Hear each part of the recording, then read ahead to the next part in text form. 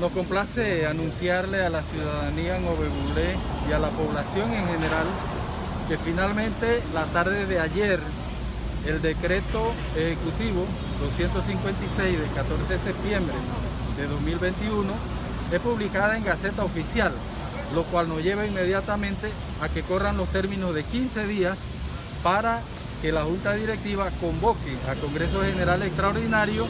con el tema único de designar a la Comisión Electoral que coordinará en conjunto con el Tribunal Electoral las elecciones de delegados y la consulta popular para elegir a las autoridades tradicionales o caciques aproximadamente en enero próximo, es decir, enero de 2022. Así que a la población Ovebuglé y campesinos, a los aspirantes, a todas aquellas personas que quisieran ser parte de esta fiesta electoral en Ovebuglé, están avisados de que corre el término para el Congreso Extraordinario y de allí que se abran entonces las coordinaciones con el Tribunal Electoral para realizar el proceso de elecciones de autoridades tradicionales en la comarca. Sí, mi nombre es Serma Becker, parte de la Comisión de Seguimiento a este arduo trabajo que se ha estado realizando en este año, vamos a suponer así, que con todos los grupos organizados de la comarca en Ovebuglé. Hacer ese llamado a la población general de la comarca, a las mujeres y los hombres, a este evento trascendental ya firmado por el gobierno de Nito Cortizo,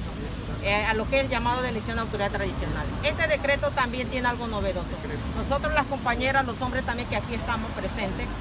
se ha incluido la participación de hombres y mujeres de manera equitativa para lo que es las elecciones de los delegados de los congresos. Para nosotros como mujeres es una conquista interesante porque